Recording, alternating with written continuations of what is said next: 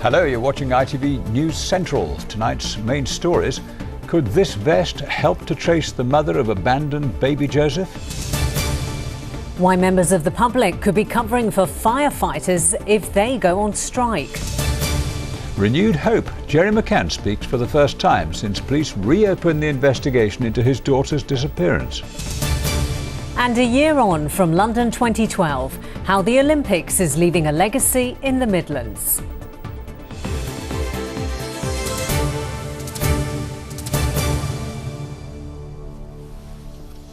Hello, it's almost a week since a newborn baby boy was abandoned on a doorstep in Worcestershire. Police still haven't been able to trace his mother, but they have released fresh photos that may help them find her. They're hoping someone will recognise the vest he was wearing and the blanket he was wrapped in. Our correspondent Keith Wilkinson has the latest. Baby Joseph this afternoon. It's thought he's around 1 week old today. Named by nursing staff, now with foster parents. No one's quite sure exactly when and where he was born. And it's possible he could grow up never knowing who his mum is and why she abandoned him. At the moment, we've got very limited information regarding the mother. She's obviously made attempts to leave Joseph at an address where she felt he would be looked after. It's clear that the baby has been looked after before he was left. He was clean, he was clothed. Joseph was left in the early hours of last Thursday on a doorstep of a house in Lower Wick, Worcester. Could these new pictures help trace Mum? This was the little vest he was wearing when he was found. And this was the blanket he was wrapped in, bearing the brand name Ashton's Zorbit. The baby was inside an orange Hessian bag, thought to have been made in South Africa. If you're Joseph's mum, or if you know her, West Mercia Police would like to hear from you. Keith Wilkinson, ITV News. The father of missing Madeleine McCanns has been speaking publicly for the first time since the Metropolitan Police reopened the investigation into his daughter's disappearance. He told ITV's Daybreak about the renewed hope that it's given the family and of the triathlon he's competing in at the weekend in support of the Missing People charity. I think it is a big step forward. I think the most important thing is, for the first time, the authorities are actively investigating, and we've been delighted with the work that the Met have been doing over the last couple of years, and many of the things that we campaigned for to get the review in the first place have, come to fruition. We knew there were lots and lots of leads that need followed up, so it is very important to us, naturally. Well, not a day goes by where we obviously don't think about Madeleine, and you're not going to accept that your child's dead unless there's absolutely conclusive proof of that. So we have always lived in the hope that we could find Madeleine, and given the number of cases of children and who have been taken and found many years later, there is real hope. And unfortunately for us, I think the biggest problem is going to be that we won't know what's happened to Madeleine until we find who's responsible. We have very much put the investigation in their hands and letting them get on with it, and it's taken a tremendous amount of pressure off us as a family to have that support now, and to know that people are now actively looking. That's part of why I'm doing the triathlon and Sunday for Missing People, to help support other families. I've had to train really quite hard because the prospect of swimming nearly a mile in the Thames is quite daunting, actually. So putting up with doing 3 disciplines has been hard, but injury-wise it means I've managed to struggle through. Jerry McCann. Campaigners against a new high-speed rail line from London to the Midlands have lost their latest legal challenge to try and stop the £42 billion scheme going ahead. Opponents of HS2, including several Midlands councils, wanted the whole project to be reviewed again, but the challenge has been dismissed by judges at the Court of Appeal. Safety inspectors urged managers to close part of a coal mine 9 months before a huge underground fire started there. The Health and Safety Executive said it had warned bosses at Dormill Colliery in Warwickshire that there were dangers ahead and advised them to stop using part of the coalface sooner rather than later. The fire, which started in February, closed the colliery and left 350 people redundant. Kevin McCullough, the chief executive of UK Coal, said he didn't believe the firm could have prevented the blaze. The site of the family home set alight by Mick and Mairead Philpott killing 6 of their children will not now become a public memorial garden. Derby City Council says it intends to build more housing on the site instead, after residents gave their overwhelming support for a new residential development rather than a permanent reminder of what happened. 10-year-old Jade Philpott and her 5 brothers all lost their lives in the fire. Foreign investment in Greater Birmingham has increased by almost 90% in the last financial year. It's created over 2,300 new jobs in the same period. That's more than in any other region. Coventry City and the Ricoh Arena have agreed to last-minute talks to try and keep the Sky Blues in the city. ITV News Central has been told secret meetings have been arranged for later this week. As it stands, Coventry are set to play their home matches at Northampton Town's Sixfields Stadium for the next 3 seasons. You're watching ITV News Central, still to come. 1 year on, a look at the legacy of London 2012 in the Midlands. And after 24 hours of dramatic weather and widespread flooding, I'll have all the latest. All the details a little bit later in the programme.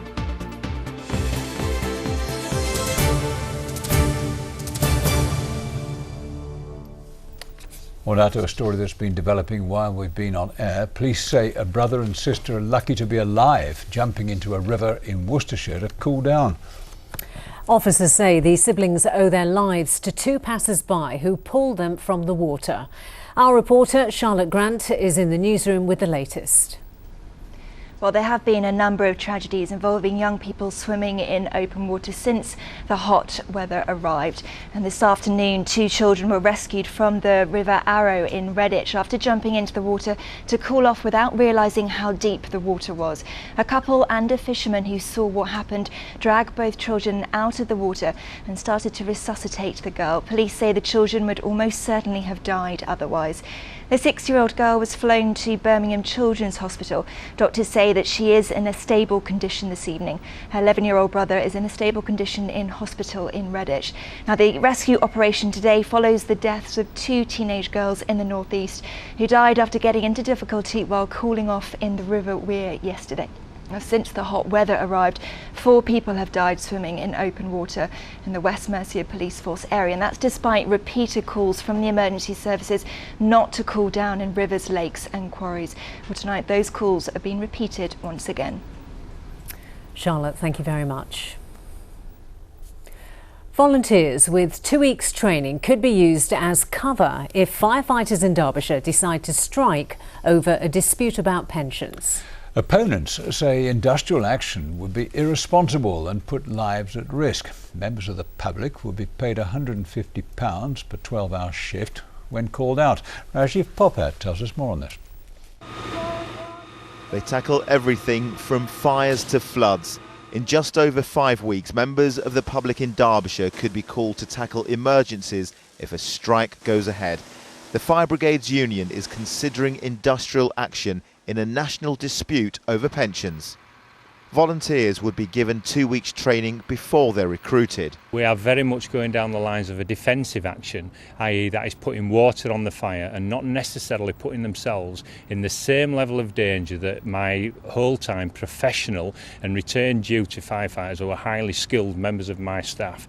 Is 2 weeks training enough when you consider that some firefighters have decades of experience? Is sufficient to provide a safe system of work so that any fires that do happen can be mitigated and won't spread to a level where they would do if they were unattended. In the past, military support and Green Goddess fire engines have been used during strike action. These are no longer available. Volunteers would be paid £10 an hour during training and £150 per 12-hour shift when called out.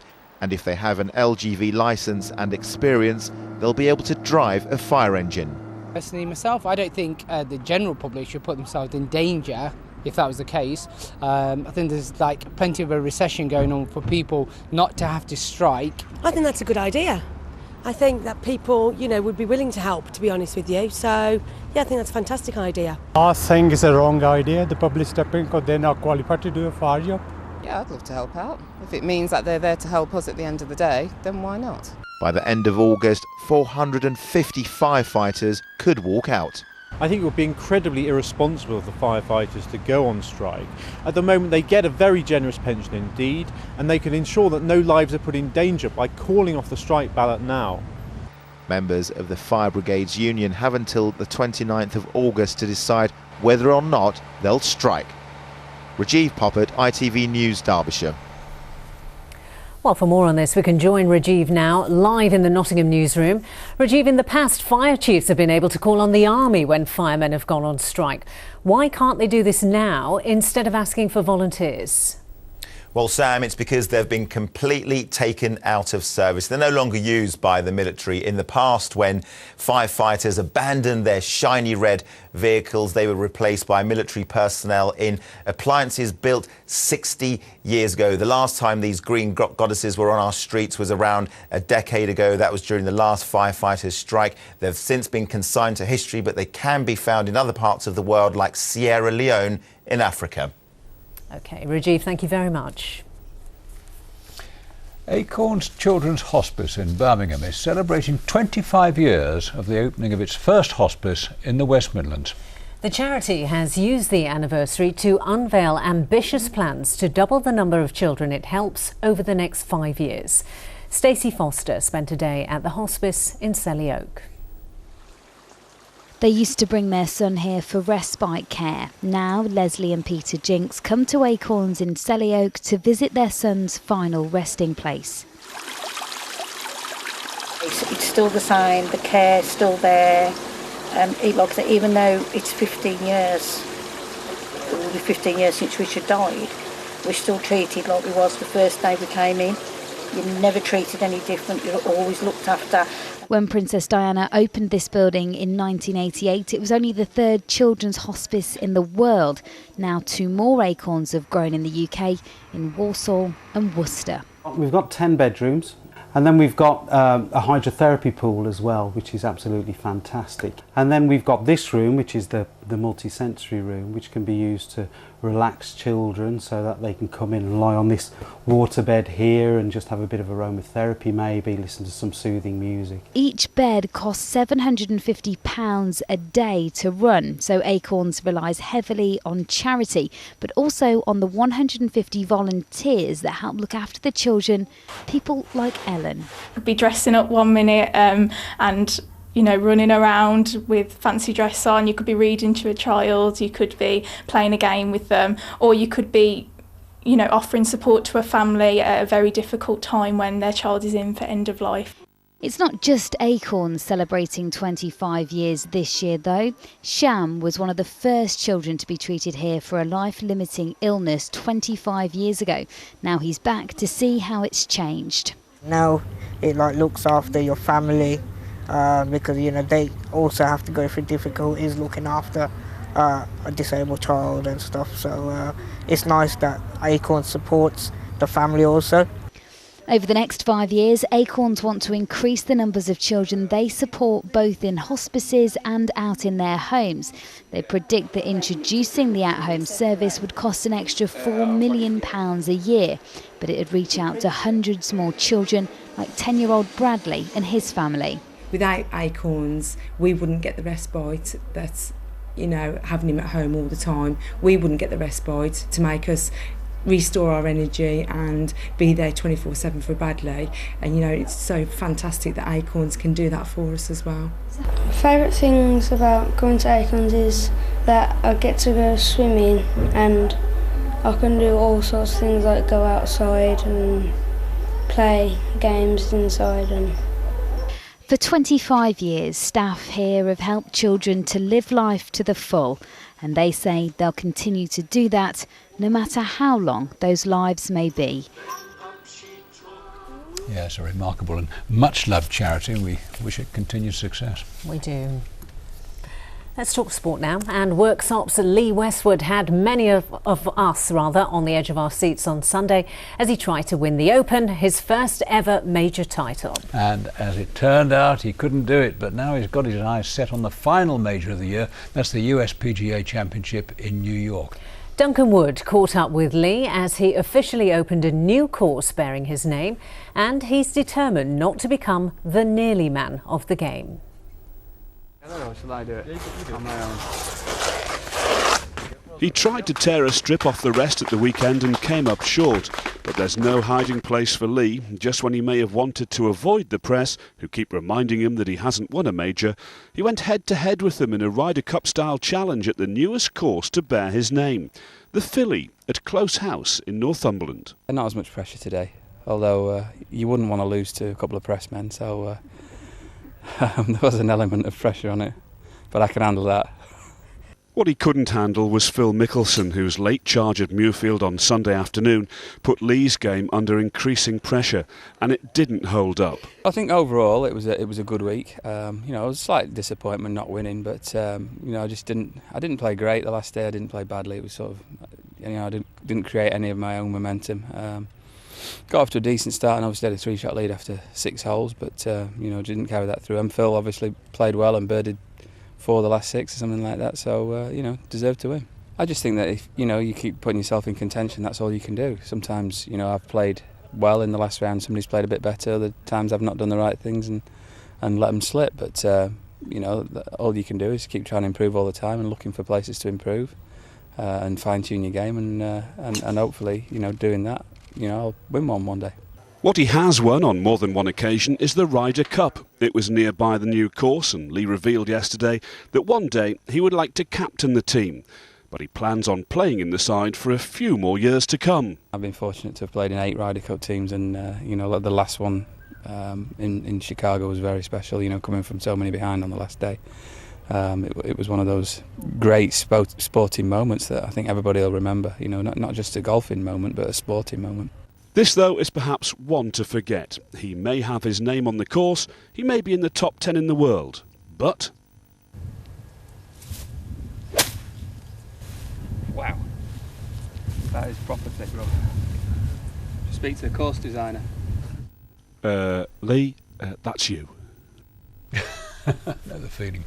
Now, this Saturday marks exactly 12 months since the opening ceremony of the 2012 Olympic Games, and although most of the action was centred in London, it was made clear that the success of the Games should be used to create a sporting legacy right across the country. And tomorrow we will hear from some of those who won medals at the Games. But in his first look at the legacy of London 2012, our sports correspondent Steve Clamp looks at what has been done to improve access to sport for all. 12 months ago, the Olympics set the nation's imagination alight. The success of our athletes putting sport firmly on the agenda. But since then, what has actually changed? Well, in a physical sense, the Olympic Village, which had been home to most of the Olympians during the Games, it'll now soon provide long-term living space. And while you can get up pretty close to the Olympic Village to see the work going on here, if you want to visit the Olympic Park to reminisce on all those gold medals, well, you're going to have to wait a little longer. With the site sealed off during building works, the Docklands Light Railway, boarded at Stratford, provides one of the best, albeit briefest, views of the stadiums as they are transformed into the Queen Elizabeth Olympic Park. But change hasn't been restricted to parts of London. Here in Derby, another building site. This time the creation of a multi-sports arena, right next to Derby County's Pride Park. The highlight will be the Midlands' only indoor velodrome, a £27 million investment. I think the Olympics just nailed the deal as far as the public were concerned. There was that enthusiasm to build new facilities because the ones that we've got are ageing and are in desperate need of repair or replacement. And we decided it was best value for money to replace them. And so the Olympics was really icing on the cake. We're looking at something for the future, for future athletes. Who knows, maybe a future gold medalist from this area. While that project is new from the ground up, elsewhere, investment is on a smaller scale. In Digbeth in Birmingham, broken windows and barbed wire gives way to something which, thanks to legacy funding, has gone from strength to strength. Keep going. The Small Heath Boxing Club is bringing local children and teenagers in and giving them a positive focus. The high majority of people that we work with within the community will never be boxers because they haven't got the ability to do it. However, it can still change their life. So no matter what their ability levels are, or how old they are, or what they want to achieve in life, our job and our duty here is to get the very best out of each individual. The commitment of the coaches is repaid with emerging talent, like Connor Benson, who's competed for England. But even at 16 years old, Connor is well aware that places like this aren't just about creating elite sportsmen.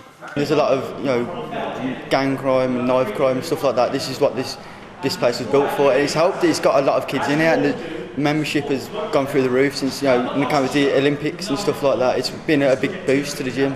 But it gets kids off the streets and it gets them, wanting to do stuff with their life. Just like the sports arena in Derby, this boxing gym, like many other projects across the Midlands, have been helped with funding from Sport England. Its remit is to distribute £1 billion of lottery and exchequer money across the country. And it's in offices here by Bloomsbury Park in London where a lot of decisions are made as to how to improve the health of the nation. The aim of Sport England is to get people like you and me more active. I think we've got a tremendous momentum from the Games, which is carrying on, and we're really seeing some excitement. I thought we'd sort of drop off a cliff after the Games. It was such an enormous event, and that certainly hasn't happened. There's real enthusiasm. But despite the huge cash handouts provided by Sport England, recent statistics suggest not everyone is benefiting. The East Midlands falls just short of the national average of adults playing sport or taking part in regular exercise, with 34%. While the West Midlands is one of the worst performing regions in the country, just 32%. Your latest statistics suggest the East Midlands is doing OK, but the West Midlands not so well. Why do you think that is? Well, there are large conurbations and obviously a lot of disadvantaged communities, and we do find it's more difficult to penetrate into those areas than other areas. But there are some really good projects looking at that now and challenging that. One sport that has benefited right across the country is one of the most practical, cycling. Be it here in a city or out in the country, participation is up by more than half. Perhaps the clearest demonstration that while investment in infrastructure certainly helps, it's the ability of our sporting stars to inspire others that creates the most effective Olympic legacy. Now, some sad news. Tributes have been paid to Barbara Clough, the wife of legendary football manager Brian Clough, who has died. Barbara, seen here in the purple jacket, passed away at the weekend after a short illness. She was filmed at the unveiling at her husband's statue in Nottingham in 2008. Now, this afternoon, a family statement released by her 3 children, Nigel, Simon and Elizabeth, said she would be greatly missed by everyone. Some news just in. We can tell you that the royal baby has been named as Prince George Alexander Louis of Cambridge. A pottery firm is celebrating its 100th birthday this year with the help of the new royal prince, William Morecroft, and he's set up his factory in Stoke-on-Trent in 1913. Still going strong today. Yes, people will pay up to £15,000 for a piece of Morecroft, and they've made 2 special pieces to celebrate the royal baby. Our business correspondent Mark Goff reports. When you walk into the Morecroft Pottery, it's not so much a factory, but an artist's studio. And they've been doing it this way for more than 100 years. Each piece starts out as a sketch on paper drawn by the designer. This sketch is then turned into a watercolour of what the finished pot should look like. The latest design celebrates the new prince, 2 royal swans and a signet. This year, Morecroft celebrates 100 years since founder William Morecroft opened his factory at Burslem in Stoke-on-Trent. The current boss is Elise Adams. She started as a part-timer, earning some money while she was doing her master's degree in ceramics. She's now the managing director. William Morecroft was our founder. He designed the very first pieces back in 1897, and then he actually founded this building and founded the company in April 1913 and opened the factory that we're still in today. Morecroft is actually more popular today than it was in its previous heyday, which is probably back in the 1920s in William's era. In 1927, Queen Mary appointed W. Morecroft Limited as potters to Her Majesty the Queen. William's son Walter is on the right. He ran the business from 1945. They still supply Liberties of London. In fact, it was money from Liberties which allowed William Morecroft to move to the Burslem factory in 1913. The people have changed, but how they do things here hasn't. Designs are now more modern. Even the watercolours are for sale, sometimes for more than £1,000. This mosaic in the factory shop is made from broken pieces of pots discarded in the factory grounds. Morecroft did have tough times, at one point employing just 11 people.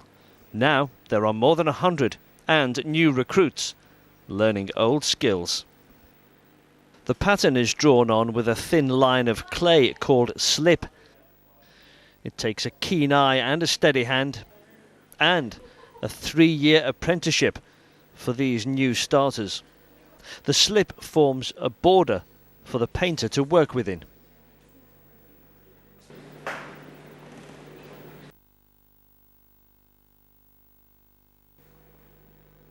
Every piece is made by hand here at our works in Burslem. A second royal commemorative piece depicts Windsor Castle and the Sleeping Prince. Collectors will pay up to £15,000 for a handmade Morecroft, and there are no signs yet that the appeal of this 100-year-old firm is losing its shine.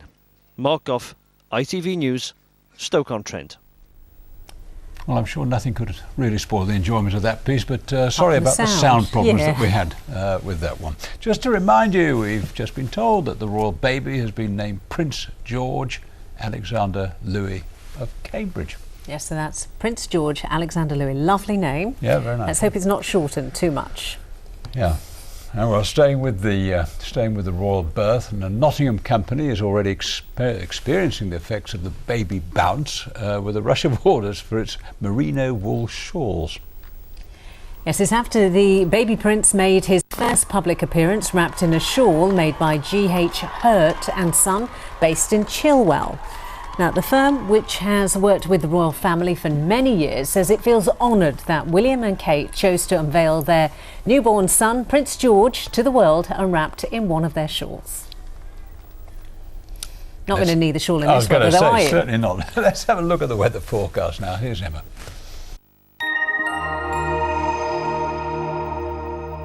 I can't wait to get some sunshine. Me too. I'm sick of all these showers. So some parts of the region have been very badly hit by the heavy thundery showers in the last 24 hours. In fact, some places yesterday seeing a whole month's worth of rain in just one day, most of that in the evening. Coles Hill had 59 millimetres and Pershore College 56 millimetres. And dramatic weather means dramatic pictures, and yours certainly do not disappoint. Thank you very much for sending them in. Just look at that. Really, really, well, quite incredible. Let me move out of the way so you can get the full benefit there of this final picture. And more, I'm afraid, where that came from. Showers tomorrow could give another 15 to 20 millimetres of rain. For the rest of this evening, mostly fine. But then during the first part of the night, this rain, or rather they're quite frequent showers that'll look like rain, will start in from the west. They'll be very intense, and later on they'll become less intense during the second part of the night. Cloudy start to tomorrow, then from mid-morning onwards the showers break out more readily. By the afternoon, possibly 15 to 20 millimetres of rain from the thundery showers. Here's your pollen. Flybe, sponsors of ITV Central Weather.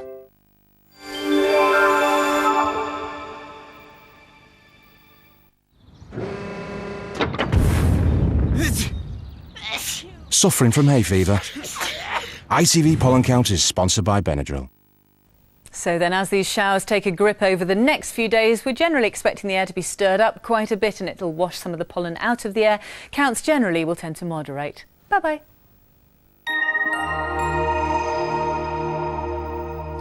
Still speculating on what name he'll take to the throne, but yes, who knows? I think it will be George. He'll stick with George, won't he? Yeah. King George. It sounds right, doesn't it? in a moment. Sorry, I was just going to say, Charlotte Grant's here with an update at 10:30. Yeah, for now though, that's it from us. We'll see you tomorrow. Bye-bye. Bye-bye.